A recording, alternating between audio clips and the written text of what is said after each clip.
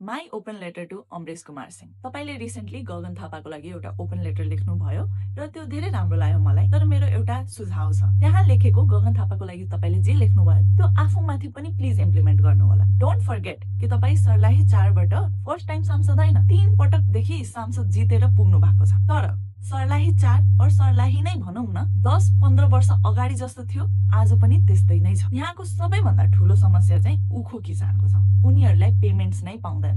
1 वर्ष पछि डिले गरी गरी बल्ल तल्लो पेमेन्ट्स पाउँछ। तपाईले पनि स्यालेरी पाएन भने कस्तो लाग्छ होला। यहाँ वाटर लगिङको धेरै ठूलो इस्यु छ, जसले गर्दा उखु किसान और किसान इन जनरल को एकदमै धेरै लस हुन्छ। यसको लागि तपाईले कहिले आवाज उठाउनु भएको छ? यहाँ हस्पिटल छैन, मान्छेहरुलाई इन्डिया जानुपर्छ ट्रिटमेन्टको लागि। यहाँ राम्रो कलेज एजुकेसन सिस्टम राम्रो छैन, कलेज नै छैन।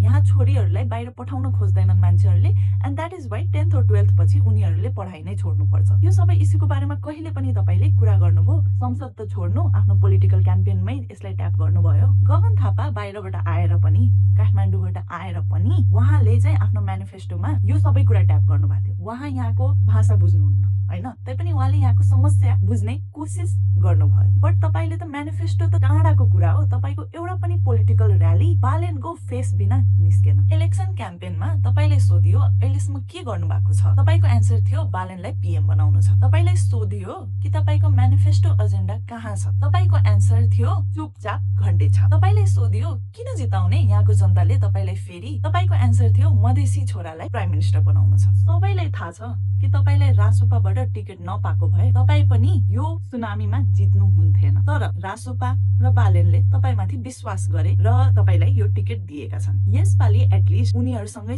जितेर उनीहरुकै नाम राखिदिनु होला कमसे कम। र यो पार्टी चाहिँ होपको पार्टी हो, मान्छेहरुलाई यहाँबाट चेन्ज देख्न मन छ। तपाई पनि कमसे कम यति उनीहरुबाट